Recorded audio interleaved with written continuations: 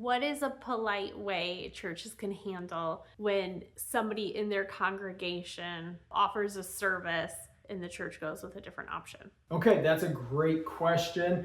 And this is another reason you should have a process because this will most likely happen to you. Someone in the church might own a janitorial company or a roofing company. And you know what? When those opportunities come, they might assume you're going to use them.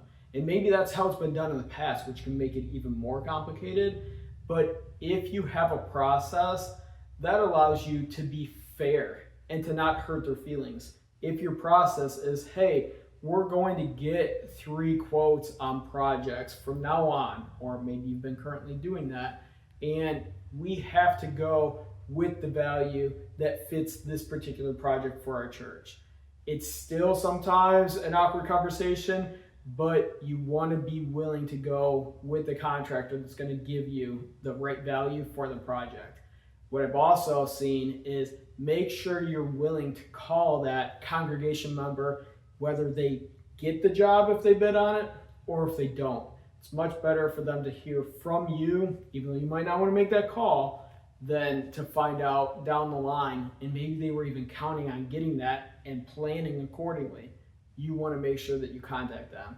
But the first thing is, like I said, make sure you have a process. I've heard of some that honestly won't even hire members of the church because it's been such a rough situation in the past. Like, hey, we hired this person, it didn't work out, and there were hard feelings.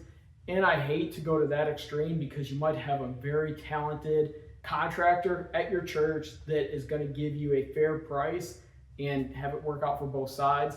But you want to keep that, as I'd said before, as a business transaction and keep the process consistent and fair. And I think those are 2 key words, consistent and fair.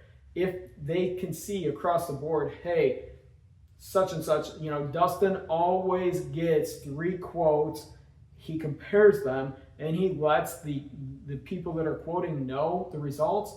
You know what? They know they can count on me to do that. It might not always go their way, but at least they know, hey, I'm being fair, I'm looking into it.